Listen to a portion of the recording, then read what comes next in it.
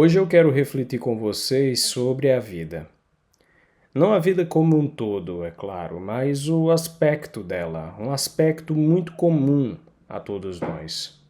As dificuldades e os desafios que ela nos impõe.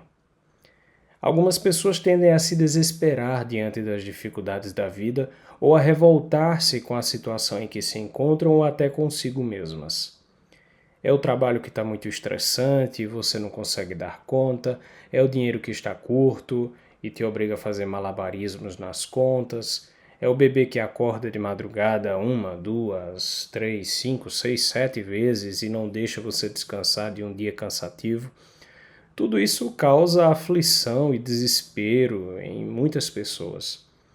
Mas é assim porque falta uma compreensão aí de como decorre a vida no cotidiano e mais profundamente falta a compreensão da finalidade da nossa vida aqui na Terra. Afinal, nós não fomos criados para esse mundo.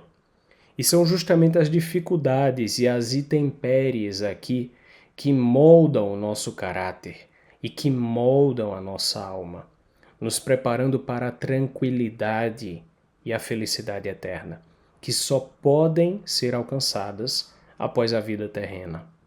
É como diz a Escritura, a boa prata e o bom ouro se testam pelo fogo. Então, isso nos mostra que nós devemos ser gratos pelos momentos difíceis, por mais que isso também seja algo difícil de se fazer. E eu não me coloco aqui numa situação melhor do que a de todos vocês. Isso é uma luta e um esforço para cada um de nós. Devemos sim fazer o esforço de agradecer a Deus e oferecer a Ele as nossas dificuldades, especialmente nos momentos em que nós tenhamos vontade de nos revoltar e de reclamar contra isso. Devemos pedir forças para enfrentar tudo com fortaleza e com um espírito penitente, para que possamos retirar daí a nossa santificação. Sermos testados como ouro bom e como prata boa. É aquilo que nós sempre ouvíamos o professor Olavo de Carvalho dizer, que Deus o tenha em sua graça. Aquela frase de Ortega y Gasset, eu sou eu e minha circunstância. Mas há uma continuação dessa frase que é menos citada, menos conhecida pelas pessoas que gostam de repeti-la. Se não a salvo, não me salvo a mim mesmo. Essa é a frase completa. Eu sou eu e minha circunstância, e se não a salvo, não me salvo a mim mesmo. Quer dizer, nós temos que integrar a circunstância da nossa vida à nossa força. Nós temos de salvar a nossa circunstância para nos salvarmos.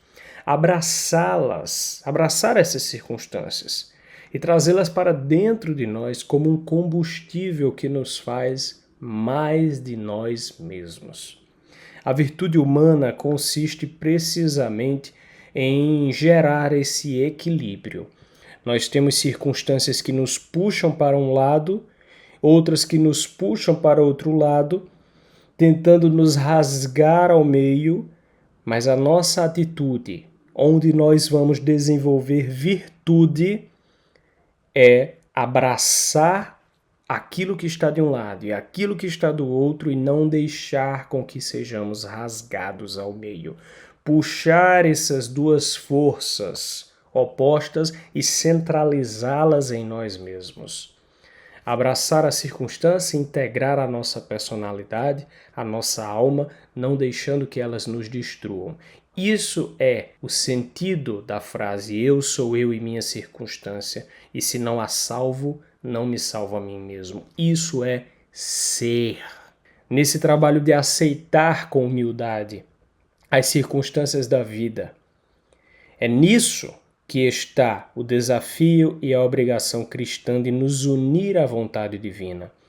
Como diz Santo Afonso Maria de Ligório no seu Tratado da Conformidade com a Vontade de Deus.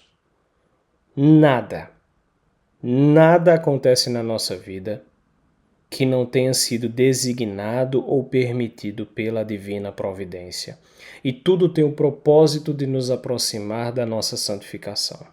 Mesmo as coisas ruins que nos acontecem, por mistério, por permissão divina, Deus daí tira um bem maior para nós.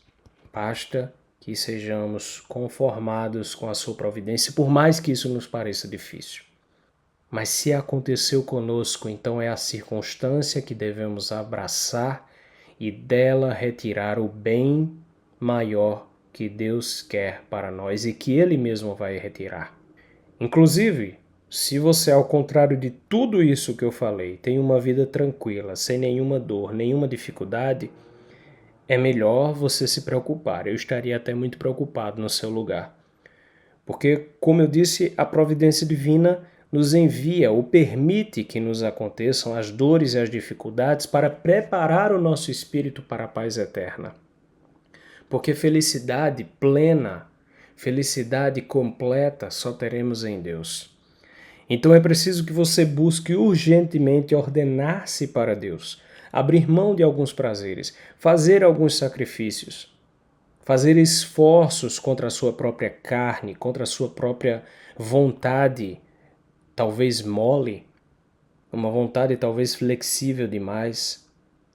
É preciso fazer sacrifícios, confessar, se penitenciar para voltar à amizade com Ele, enquanto você está vivo. Porque depois será tarde, depois não vai ser mais possível. Isso precisa ser feito enquanto ainda temos tempo nesse mundo. Enfim, nos coloquemos à disposição e a serviço da vontade de Deus.